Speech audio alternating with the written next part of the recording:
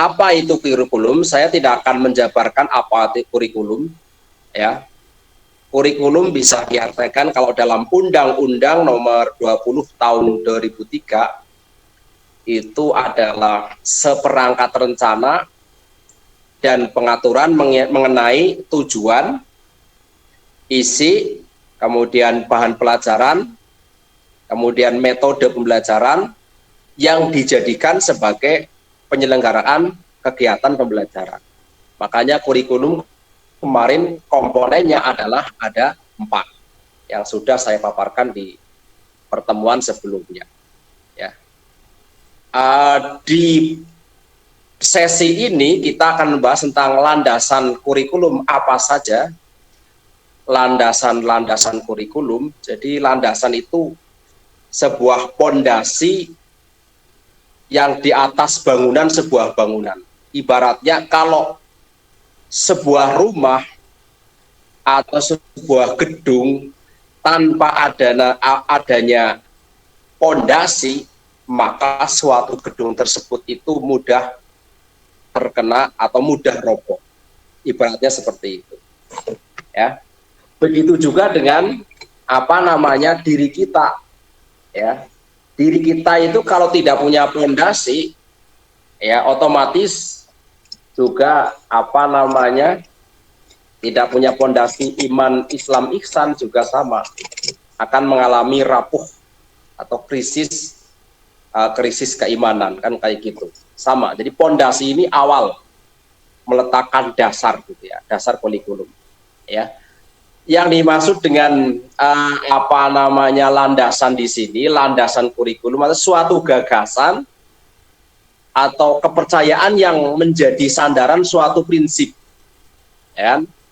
Contoh umpamanya landasan agama, kemudian landasan landasan sosiologi dan sebagainya. Ya. Landasan umpamanya bagaimana landasan ini? Contoh landasan kita itu apa dalam pengambilan hukum? Ya, contoh landasan kita mengambil hukum. Contohnya adalah Al-Qur'an. Itu namanya landasan. Kemudian hadis, ijma' qiyas kayak gitu. Ini tapi di sini adalah bukan landasan hukum atau bukan sumber hukum, tapi landasan yang menjadi pengembangan kurikulum. Ada 4 pilar dalam landasan pengembangan kurikulum. Yang pertama adalah filosofis. Yang nomor 2 adalah sosiologis. Yang nomor 3 adalah psikologis. Yang nomor 4 adalah religius. Filosofis berarti filsafat, ya kan? Sosiologis berarti lebih ke arah sosial. Psikologis itu berkaitan dengan jiwa, perkembangan jiwa belajar maksudnya. Kemudian religius berkaitan dengan nilai-nilai agama yang harus ada dalam kurikulum. Ya kan? Kita kupas satu persatu. Yang pertama adalah landasan filosofi atau filsafat. Mungkin Anda ketika di semester berapa itu? Semester 1, semester 2 itu ada yang namanya mata kuliah filsafat. Ada filsafat umum, ada filsafat Islam, bahkan ada filsafat Barat, ada filsafat Islam.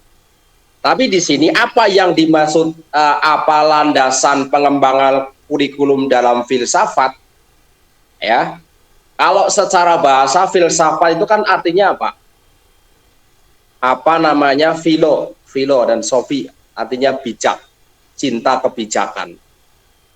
Kalau saya mengatakan filsafat itu, mengartikan filsafat itu adalah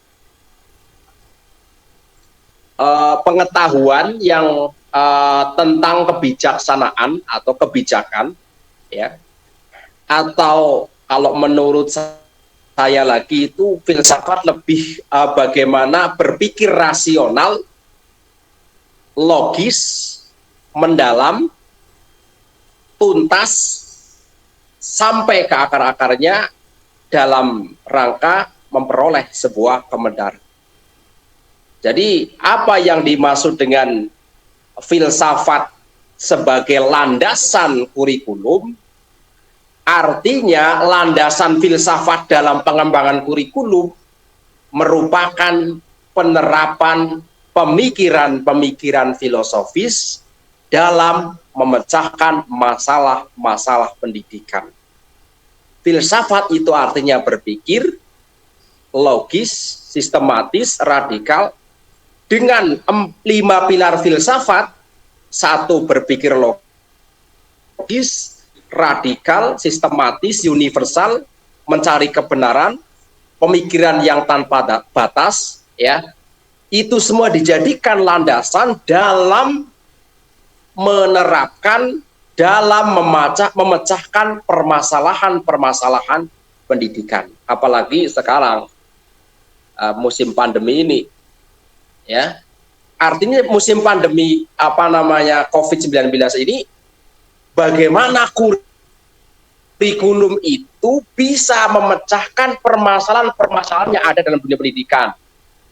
Contohnya apa? Kurikulum darurat yang sudah saya paparkan. Kurikulum darurat itu kurikulum yang dilakukan di musim pandemi. Mulai bagaimana pembelajarannya, kemudian strategi pembelajarannya, sistem pembelajarannya, itu sudah ada dalam kurikulum darurat yang berbeda dari kurikulum biasanya. Ya. Nah, di sini landasan filsafat kurikulum filosofis atau landasan kurikulum filsafat ini bisa memberikan kontribusi bagi dunia pendidikan. Ya. Artinya dengan hasil daripada berpikir secara mendalam, kemudian analitis, logis, sistematis dalam merancang, melaksanakan dan mengembangkan kurikulum. Itu seperti itu maksudnya. Ya. Karena begini, filsafat ini di samping sebagai dasar pengembangan kurikulum, juga bisa dijadikan menentukan tujuan pendidikan. Dengan filsafat sebagai proses berpikir, ini nanti diarahkan bagaimana permasalahan pendidikan ini tidak ada problem-problem. Itu seperti itu. Makanya dalam filsafat itu ada yang namanya aliran, ya kan? Aliran idealisme, ada aliran realisme, ada aliran eksistensialisme, ya kan? Masih ingat enggak Anda dulu belajar filsafat itu? Kalau yang aliran idealisme ini pengetahuan atau kebenaran itu hanya datang dari Tuhan, ya, dari Tuhan yang Maha Esa. Jadi kebenarannya itu absolut. Namanya adalah wahyu, ya kan? Kalau kebenaran yang aliran filsafat realisme ini, manusia ini bisa menemukan, mengenal, menganalisa kebenaran itu bisa ditemukan dengan analisa indera atau pengalaman. Ada lagi aliran pragmatisme, ya kan? Itu realita itu bisa dikaitkan dengan sosial melalui pengamatan. Kalau aliran eksistensialisme itu setiap individu ini memiliki kekurangan dan kelebihan masing-masing yang bisa diperbaiki. Yang saya garis bawahi bahwa landasan filsafat artinya adalah landasan yang memberikan arah, memberikan kontribusi, memberikan pemikiran, sehingga problema pendidikan bisa dipecahkan melalui landasan filosofis, ya, sehingga pelaksanaan kurikulum itu bisa mencapai tujuan, baik tujuan pendidikan nasional, tujuan institusi, tujuan pembelajaran, dan tujuan-tujuan yang lain. Itu seperti itu. Yang selanjutnya, landasan yang kedua adalah landasan psikologi. Ya, kalau dalam psikologi kan ilmu jiwa. Ya. Artinya apa? Apa maksud dari landasan kurikulum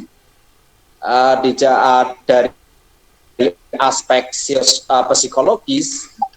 Artinya di sini adalah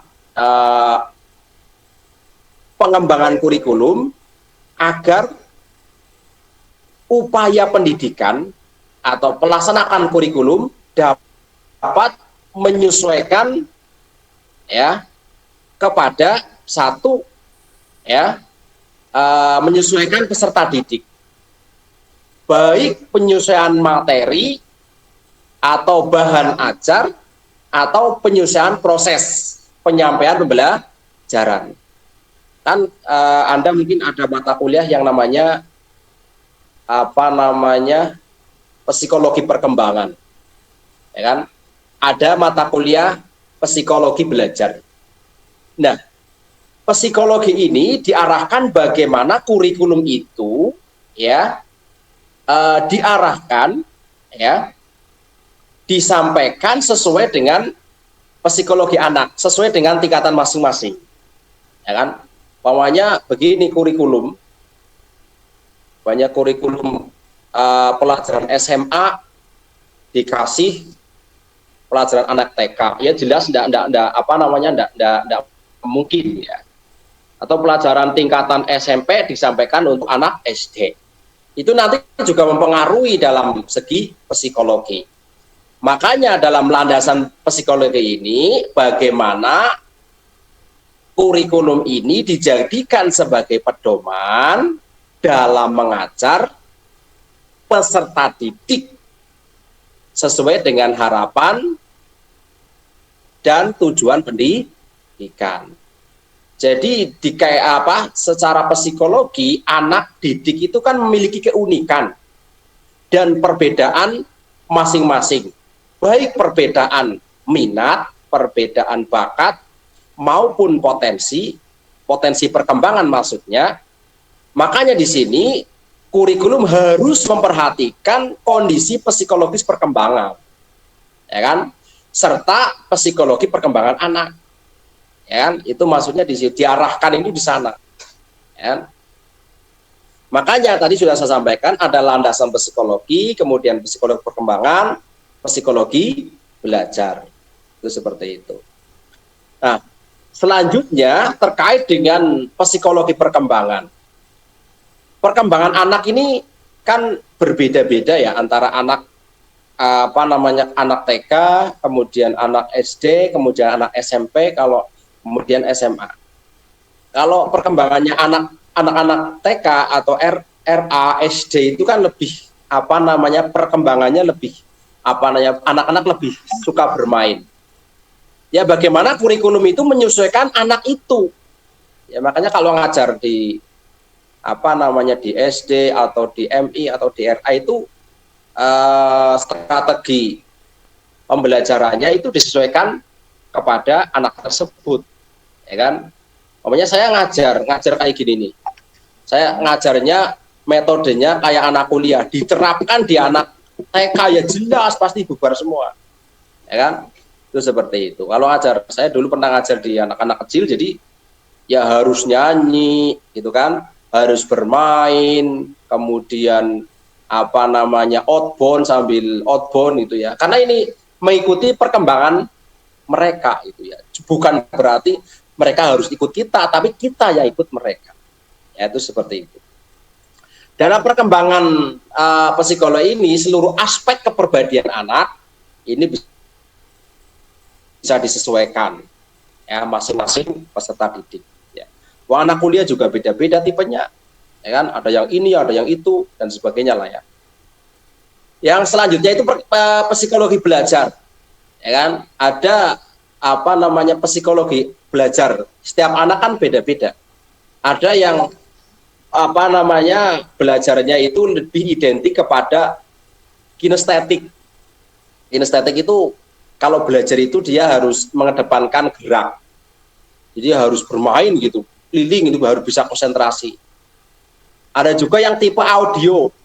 Tipe audio ini dia bisa belajar kalau mendengarkan hal-hal apa namanya yang MP3, musik dan sebagainya. Itu tipe audio. Apa yang tipe belajar psikologi belajar, tipe belajarnya itu yang visual. Jadi kalau tidak dijelaskan secara visual, itu mereka itu tidak paham. Ya makanya di sini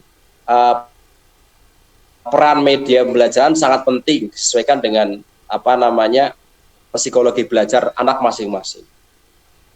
Selanjutnya terkait dengan apa namanya perkembangan peserta didik dalam apa namanya kurikulum, ya. Yang pertama, peserta didik itu hendaknya diberi kesempatan untuk berkembang sesuai dengan bakat, minat dan kebutuhannya. Jadi bakatnya beda, ya kan? Minatnya beda, kebutuhannya beda, ya kan? Ada yang bakatnya itu olahraga, ya kan? Ada yang bakatnya itu dalam bidang agama, ada yang bakatnya silat, macam-macam. Makanya ada kegiatan pembelajaran kokurikuler, ekstrakurikuler, gitu kan? Itu dalam rangka apa? Memberi kesempatan peserta didik untuk berkembang sesuai dengan bakat, minat dan kebutuhannya. Yang selanjutnya terkait dengan perkembangan peserta didik itu ya. Lembaga pendidikan hendaknya menyediakan bahajar yang bersifat kejuruan maupun akademik. Ya ini biasanya untuk apa namanya SMK gitu ya. Makanya ada kegiatan ekstrakurikuler, ya kan. Kemudian di samping disediakan pelajaran yang bersifat umum, jadi yang inti, kemudian juga disediakan pelajaran pilihan atau penjurusan. Kalau penjurusan itu sekarang adalah mulai kelas SMA atau SMK, ya kelas berapa? Kelas 1 ya, atau kelas 10. Jadi kalau SD belum ada penjurusan, ya kan? SMP juga belum, ya itu seperti itu. Yang selanjutnya terkait dengan tadi aspek psikologi, ya bagaimana kurikulum itu diarahkan sesuai dengan psikologi perkembangan, psikologi belajar, ya kan, itu seperti itu. Yang selanjutnya adalah landasan sosial budaya atau dikatakan landasan sosiologis. Kalau berbicara tentang sosial ini lebih ke masyarakatan, ya. Artinya apa? Bagaimana pengembangan kurikulum ini diarahkan kepada apa namanya kemasyarakatan, ya, karena ini penting, ya, bukan hanya dibekali tentang keterampilan pengetahuan, tapi bagaimana kurikulum itu anak itu nanti besok kalau udah lulus itu bisa bermasyarakat atau bersosial dengan sosial budaya yang apa namanya berbeda-beda, ya kan, sesuai dengan masyarakatnya apa gitu ya. Kemudian terkait dengan apa sosial budaya. Jadi bagaimana pengembangan kurikulum ini proses mempersiapkan individu agar menjadi warga masyarakat yang diharapkan, sehingga menjadi warga masyarakat yang bermanfaat, ya kan, sesuai dengan hadis Nabi khairun nas anfa'uhum linnas, sebaik-baik manusia adalah yang bermanfaat bagi orang lain. Ya sama, saya bermanfaat di sini di kampus, ya kan, saya bermanfaat di sekolah, kemudian pulang menjadi public figure, ya kan.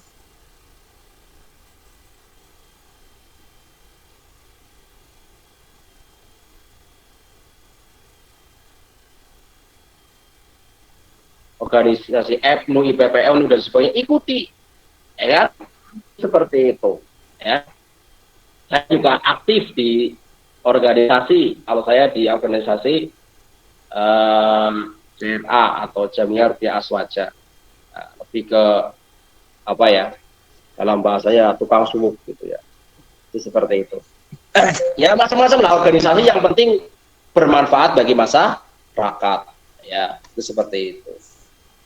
Nah, Anda besok mungkin ya ada yang menjadi tokoh-tokoh ya, tokoh-tokoh masyarakat ya, harus menjadi tokoh ya. Ya minimal alumni Staima ya bisa ngimami tahlil, yang ini yang apa namanya, yang calon ibu-ibu ya bisa ngimami di muslimatan atau ngisi ceramah, ngisi apa, harus bisa ya. Itu seperti itu. Artinya di sini bagaimana pengembangan kurikulum Anda itu disiapkan untuk bermanfaat di masyarakat ya. Itu seperti itu. Saya juga di mana-mana juga sama, dibutuhkan ini itu dan sebagainya ya kan, menjadi anfa'uhum linnas, itu seperti itu. Yang selanjutnya terkait dengan tadi ya, fungsi sosial, bagaimana kita sebagai mahasiswa ini apa namanya, bisa bermasyarakat lah ya, itu seperti itu, sehingga mendorong kita untuk transmisikan budaya, kemudian mendorong adaptasi lingkungan, membentuk kedisiplinan, ya kan, meningkatkan perilaku etik, mendorong kelompok, ya kan, dan lain-lain. Kalau orang apa namanya bermanfaat bagi masyarakat kan enak, ya. Jadi masyarakat butuh kita, ya kan, itu seperti itu.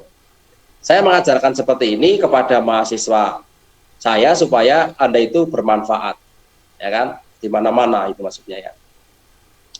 Yang selanjutnya ada beberapa faktor yang memberikan pengaruh dalam pengembangan kurikulum dalam masyarakat. Satu adalah kebutuhan masyarakat. Jadi kebutuhan masyarakat akan pendidikan ini sangat penting, ya kan, sangat penting. Jadi mohon maaf ya, karena Anda jurusan pendidikan agama Islam, ini sangat dibutuhkan masyarakat. Salah satunya umpamanya ngajar di musola, ya kan, ngajar di masjid, mengajari, itu kan masyarakat sangat butuh itu, ya kan. Saya itu melihat di daerah saya itu ada yang namanya Langgar Kecil itu ya.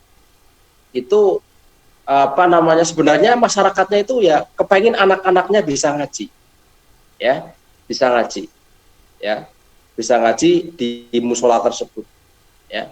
Kemudian saya ini apa namanya diminta oleh seseorang, Pak, bisa ndak menghidupi musola ini, ya kan, agar musola ini bisa hidup dan anak-anak bisa mengaji, ya kan.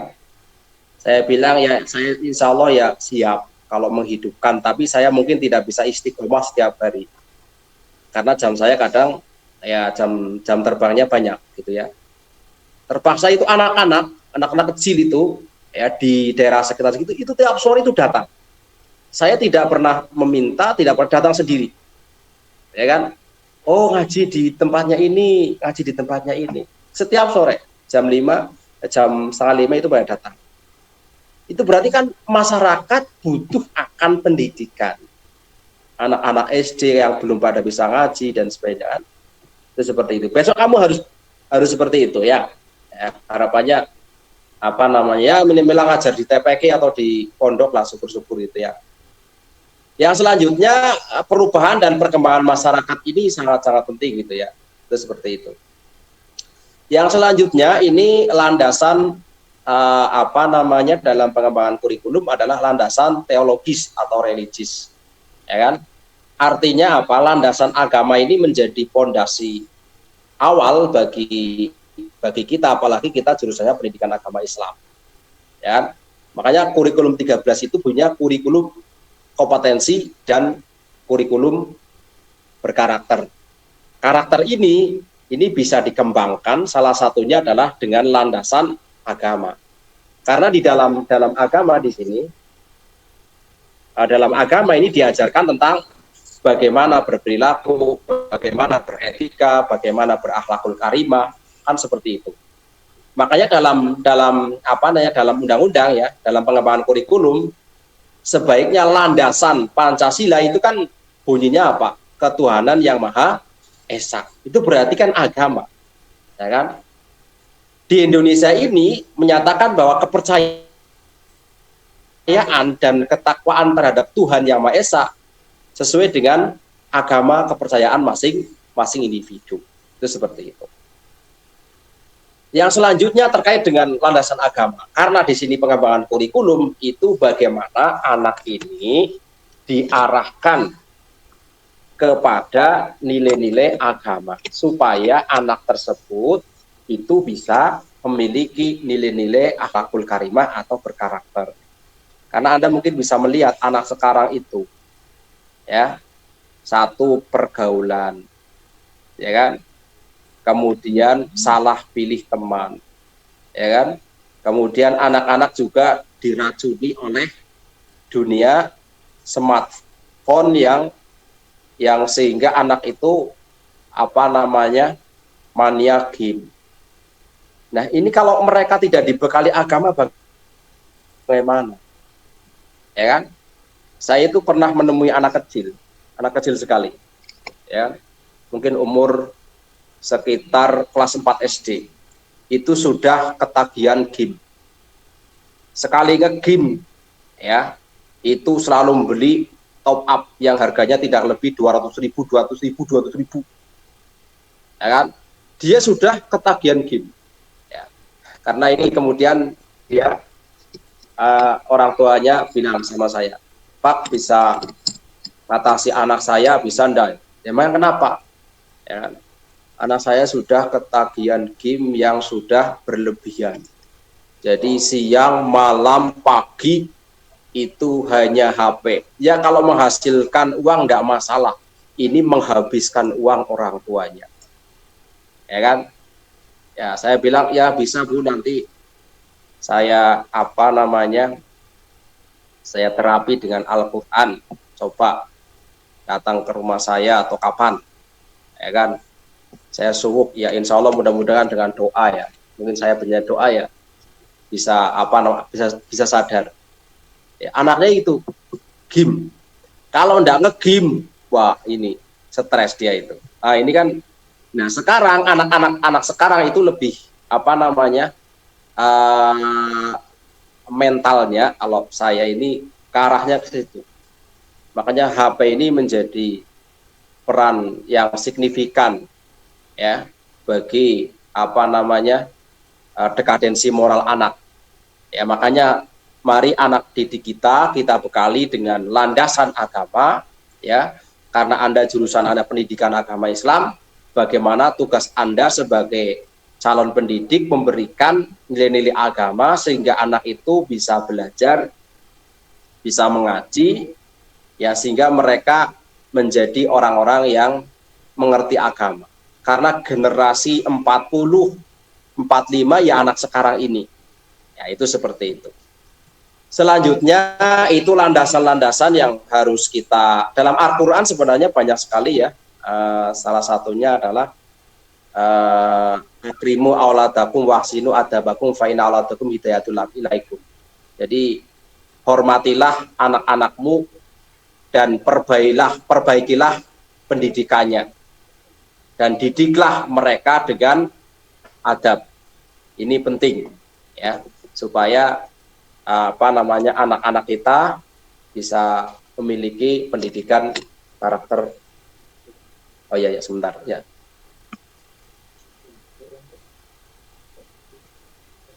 Oh kemarin diinformasikan. Oh gitu. Oh iya. Oh iya. Kalau misalkan juga itu oh iya ya. Baik. Ya.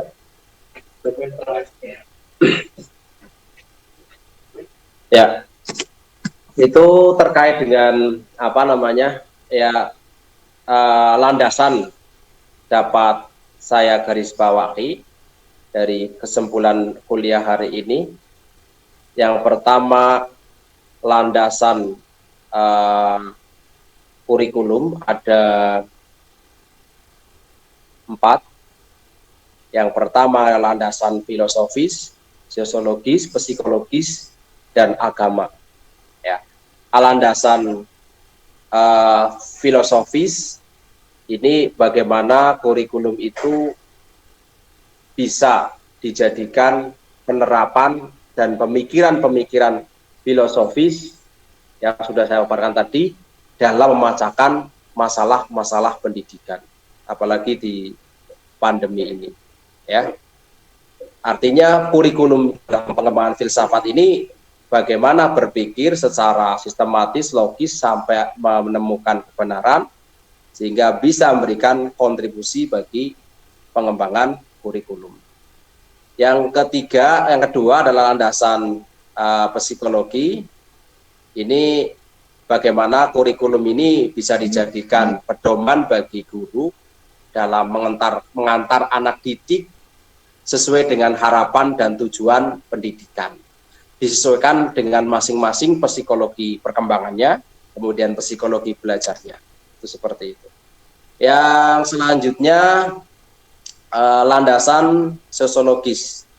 Ini diarahkan bagaimana landasan pengembangan kurikulum ini peserta didik ini dibekali tentang bukan hanya pengetahuan, keterampilan, sikap saja, tapi bagaimana dia bisa bermanfaat bagi masyarakat atau dalam bahasa bisa bermasyarakat sesuai dengan masyarakatnya masing-masing. Yang agama ini landasan yang paling sentral, bagaimana landasan agama ini memiliki peran yang signifikan sehingga anak ini bisa dibekali tentang nilai-nilai agama, ya, sehingga mereka itu memiliki kepribadian yang bagus, nilai karakter yang bagus, sehingga bagaimanapun juga, ya, kalau dalam kitab taklim itu kan al-adabu faqal ulum, jadi adab itu di atas ilmu, jadi etika itu di atas ilmu. Jadi yang diutamakan adalah bagaimana anak itu berkarakter atau berakhlakul karimah. Ini penting, apalagi zaman sekarang banyak sekali krisis moral. Ini adalah tugas Anda sebagai calon guru PAI, bagaimana Anda mendobrak, mengarahkan anak itu supaya tidak mengalami dekadensi moral. Itu saja yang saya sampaikan. Mudah-mudahan bermanfaat kuliah hari ini, ya. Silakan saya buka sesi tanya jawab. Kalau ada pertanyaan silakan nanti ajukan saja. Ada waktu ini, silakan yang mau bertanya sebelum insya Allah minggu depan saya bertugas, ya. Pak, boleh bertanya, Pak? Silakan, saya cerita aja. Ya. Ini tentang yang permasalahan yang tadi, Pak, yang harus berguna bagi masyarakat, Pak. Pak, Ya. Suaranya jelas nggak, Pak? Ya, suaranya jelas. Oh ya. Ini, Pak, punya permasalahan begini. Bila mana oleh masyarakat disuruh untuk mengajar ngaji, jadi imam di masjid contohnya, Pak. Iya. Terus jadi pengurus musola, terus jadi pokoknya yang tentang di masjid itu, Pak. Terus dia itu belum mampu karena merasa kurang ilmunya, Pak. Sedangkan dia itu ditunjuk sama masyarakat, sama pengurus masjidnya juga gitu contohnya. Contohnya sama Pak DKM atau apa gitu, Pak. Terus gimana, Pak, kalau misalnya jadi imam di masjid dan dia ditunjuk, terus dia itu merasa kurang membaca Al-Fatihahnya, Pak, merasa kurang sempurna. Saran Bapak gimana, Pak, tentang permasalahan itu? Terima kasih. Landasan sosiologis gitu dia. Bagaimana bisa bermasyarakat? Ya, salah satunya adalah tadi saya paparkan bermanfaat bagi masyarakat. Salah satunya adalah tadi dicontohkan, ini problem, ya. Sebenarnya ini problem. Bagaimana kalau kita ditunjuk oleh masyarakat sebagai public figure di masjid, namanya, ya, ditunjuk menjadi imam, menjadi muadzin, kemudian menjadi pengajar di musola atau masjid, sementara kompetensi kita belum mumpuni. Bagaimana menghadapi permasalahan tersebut? Yang pertama, ya, yang harus Anda perhatikan adalah Anda harus bisa meningkatkan kompetensi Anda. Artinya apa? Belajar. Belajar. Loh, Anda itu jurusannya apa? pendidikan agama Islam. Tidak mungkin, ya kan, mengambil yang jurusan bahasa Inggris suruh ngimamin, ya kan, fisika suruh ngimamin. Itu bukan jurusan mereka, wilayah kita. Jadi wilayah pendidikan agama Islam itu cakupannya luas, bukan hanya jadi guru saja, ya, bukan hanya jadi imam saja. Jadi menurut saya guru PAI bisa jadi apa saja. Ngimami masjid harus bisa. Ngimami orang mayit harus bisa. Belajar, kalau tidak ada belajarnya tidak bisa. Ya, ngisi ceramah harus bisa. Ini saya haruskan, ini mahasiswa Staima harus bisa ngimami masjid, ya kan? Loh Pak, saya belum bisa baca Fatihah. Nah, bagaimana kompetensi kamu besok kalau kamu ngajar di PPL di Aliyah, sementara mereka itu juga mahir baca Qur'annya, sementara kamu tidak bisa baca Qur'an. Nah, ini penting. Jadi Anda ini ya, siapa tadi namanya? Saya lupa. Nama harus mempersiapkan kebutuhan masyarakat. Kalau kamu ditunjuk menjadi imam, ya ngimami saja. Kenapa sih bingung? Oh, bacaan Fatihahnya itu belum bisa, Pak. Ya kan Anda bisa belajar. Ya kan? Bisa belajar. Masa kuliah di Staima Anda bisa ngimami sholat, itu kan kebangetan. Pertanyaan saya, kamu bisa sholat atau tidak? Kalau Anda bisa sholat, berarti bisa ngimami. Kan kayak gitu logikanya. Nah, ketika Anda nanti tunjuk menjadi imam di masyarakat, imamin. Ketika Anda ditunjuk menjadi guru ngaji, ya, ajarilah anak-anak ngaji, meskipun hanya ikro. Ya. Ketika Anda ditunjuk menjadi khutbah, harus bisa menjadi khotib. Ketika Anda ditunjuk menjadi penceramah, isilah ceramah. Itu berarti Anda anfa'um linnas. Tapi kalau Anda jurusannya pendidikan agama Islam, kuliah di Staima yang basicnya itu perguruan tinggi bersantri pesantren, kok ngimami masjid ndak bisa, ini sama dengan mencoreng perguruan tinggi kita. Paham maksudnya ya? Iya, harus bisa. Wah, jangan menghindar. Ya kan? Jangan menghindar. Itu kan sebenarnya bisa dipelajari. Hal-hal yang itu kan bisa dipelajari. Ya kan? Saya jadi awal bisa ngisi ceramah, bisa ngisi khutbah, bisa qira'ah, bisa, apalagi ya kan, ngisi apalagi kultum, bisa kegiatan sosial, bisa kegiatan rukyah, bisa apa masyarakat bisa. Kemarin ada datang tamu dari tangga, dari sebelah, Pak, minta tolong sama Bapak, bisa ndak?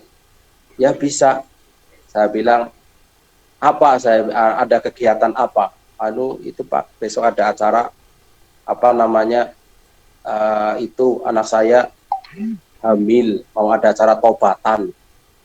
Ya harus bisa, siap ngimamin, siap ngisi acara, ya kan? Terus seperti itu, ya. Ini jurusan kita ingat ketika kita kuliah di Staima, ingat perguruan tinggi kita itu apa? Sekolah Tinggi Agama Islam Staima Kota Banjar, perguruan tinggi berbasis pesantren terkenal ini, ya kan? Itu seperti itu. Jadi siapa tadi? Viva Diamond namanya itu. Siapa namanya? Ini ya. Jadi tetaplah Anda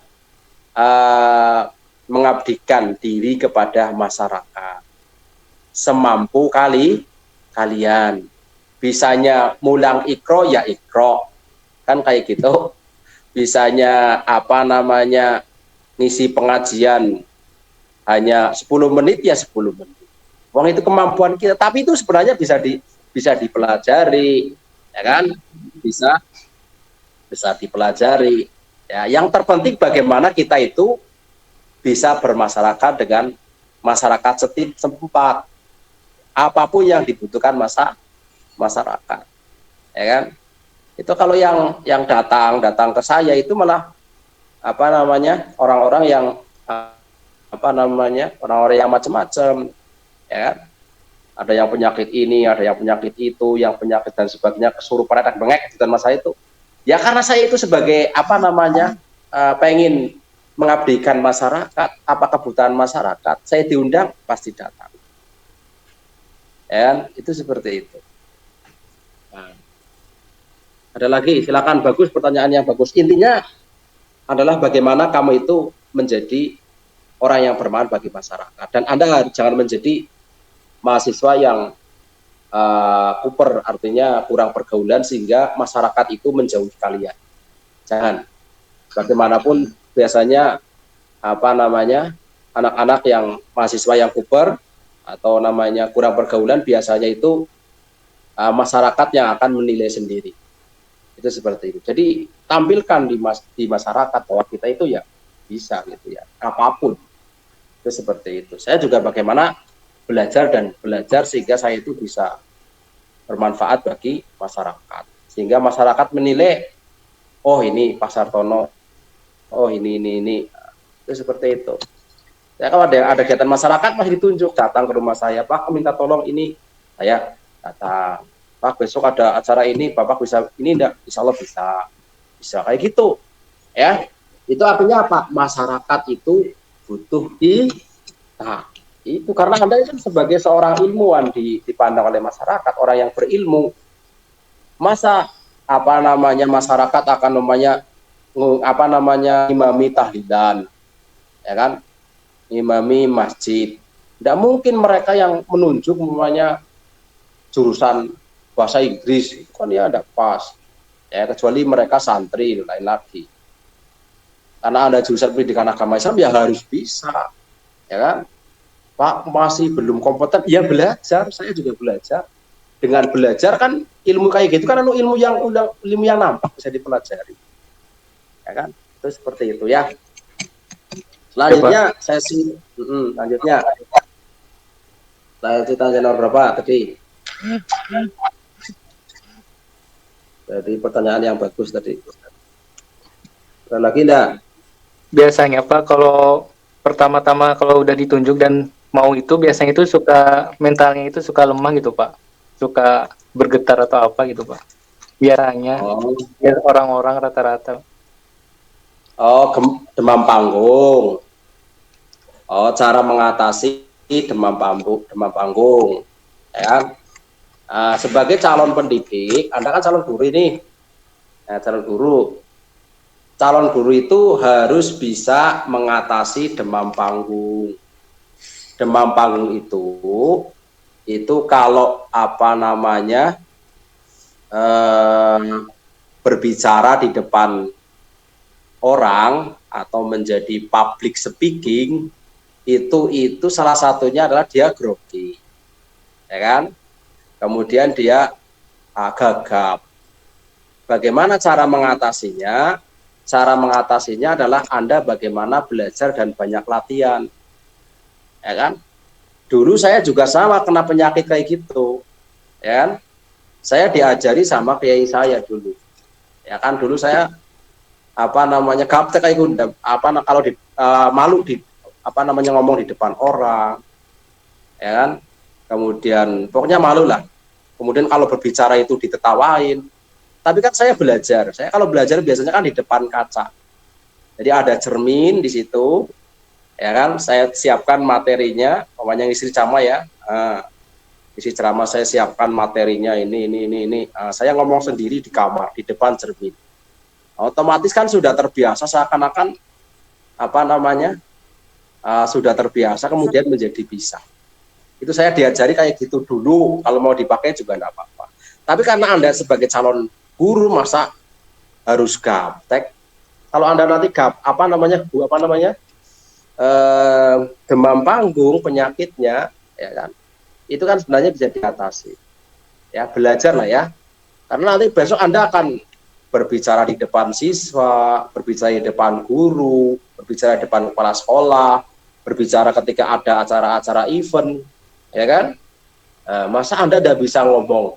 Nah ini kan menjadi pertanyaan ini. ya kan? Itu seperti itu. Ya. Selanjutnya ada lagi? Ada lagi enggak? Saya kasih ada waktu 2 menit ini. Sekitar ada 10 menit. Silakan, ini saya lagi screenshot. Yang hadir siapa saja. Ada? Kalau tidak ada, mari kita tutup dengan bacaan hamdalah bersama-sama, yang mudah-mudahan kuliah hari ini bisa bermanfaat. Kita semua pertama adalah dari hari ini bagaimana kita ini sebagai mahasiswa ini bermanfaat bagi orang lain. Indahnya bermanfaat bagi orang lain itu, kita itu selalu diundang oleh masyarakat, orang-orang yang bermanfaat. Jadi masyarakat butuh kita, ya, sehingga kita akan menjadi orang yang anfa'uhum linnas. Akhirul kali, assalamualaikum warahmatullahi wabarakatuh. Waalaikumsalam warahmatullahi wabarakatuh. Untuk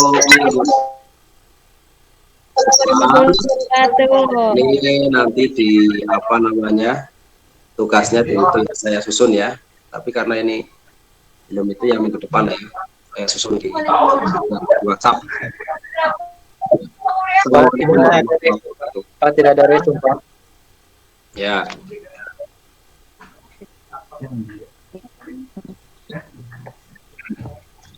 Keluar. Sudah selesai. Pak Sarjana udah keluar. Ya, pas keluar. Sholat.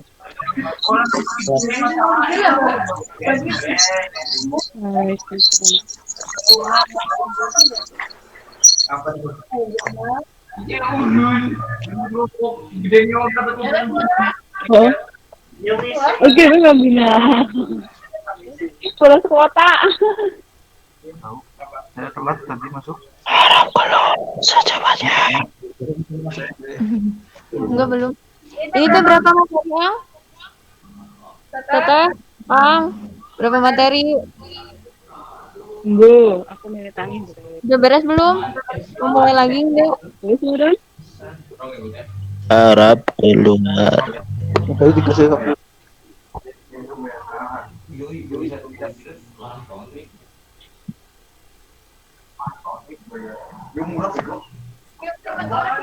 Boleh?